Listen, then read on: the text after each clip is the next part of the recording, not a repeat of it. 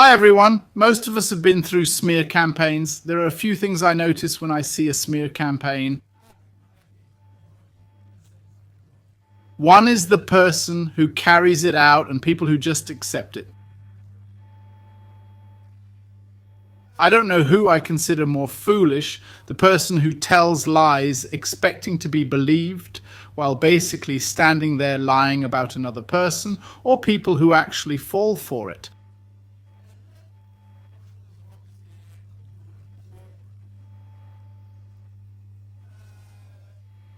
It's really a modern version of fraud. So what makes me think, okay, this is strange that people fall for it? Two things: details and conclusion. Notice when people run a smear campaign, there's surprisingly few details. And second is the conclusion. Notice how quickly they jump to conclusions.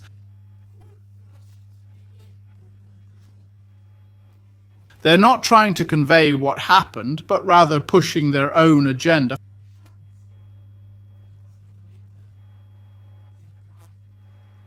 For example, I say that Ole Nordman is a liar, and I spend a lot of time and energy talking about how dishonest Ole Nordman is, how much he lies. But wait a minute, I'm sitting here like, yes, it's nice that you're telling me your conclusion that he's a liar and dishonest, that's fine, but can you give me more details about what you mean?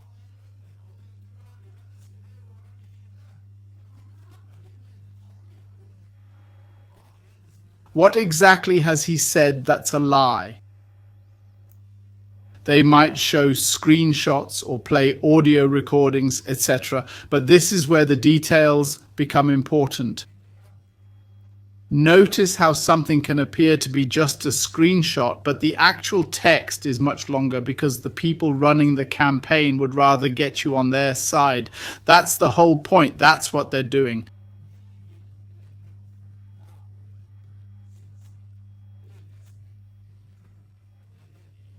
The agenda is very clear for those executing smear campaigns. Their need is to be believed.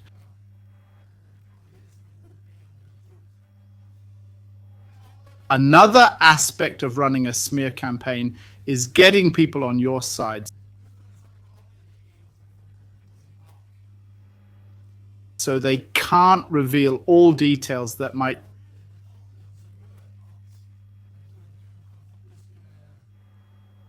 lead you to conclude, wait, I don't believe this. They need to be trusted, and to manipulate someone that way, they must limit certain details.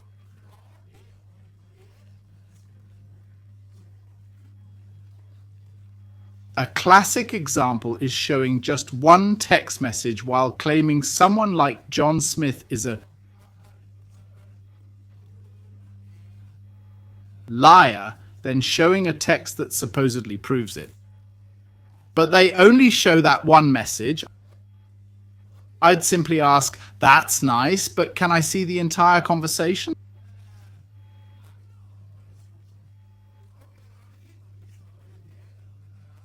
What's the full context here, and how did this actually start?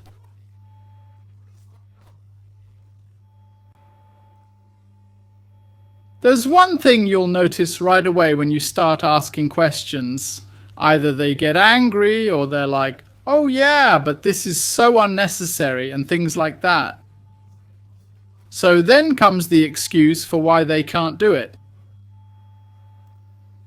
Yes, well then, it's this thing about the details again. Okay, so you want me to believe you with so little text and trust your conclusion?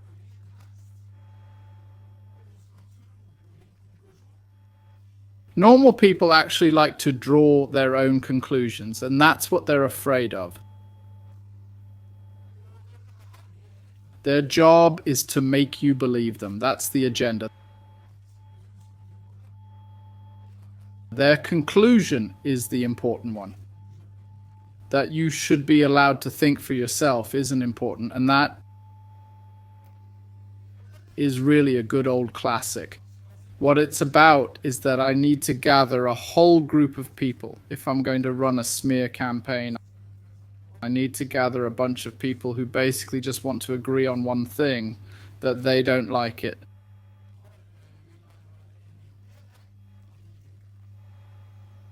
So when you're targeted, you'll face a severe campaign against you. And these people are actually ready to gather a whole bunch of people who dislike it on so small, and such poor grounds. So there are two things you can really think about. The first is these are people with such low intelligence that they can't ask any critical questions about what they're served, that it's perhaps better not to have in your life. The other is when they have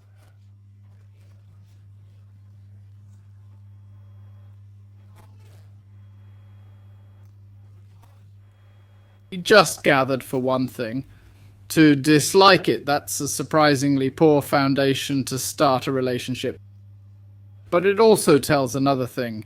You must be a very powerful person who can gather people whether they like you or not, but you can gather them.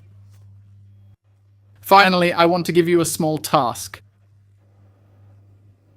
When you label a person as an idiot, manipulative, they are socialists, psychopaths, liars, etc.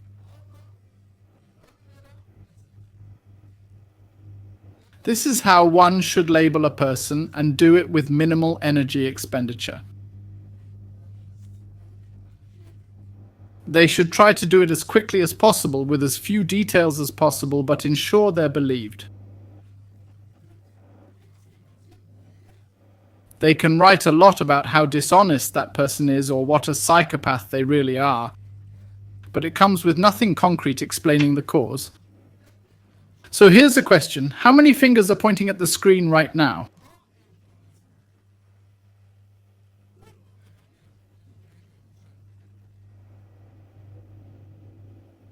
One, okay. But how many fingers were pointing at me?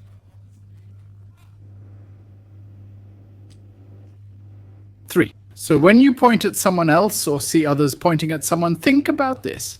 I'm telling 3 times more about them than about the people they're describing.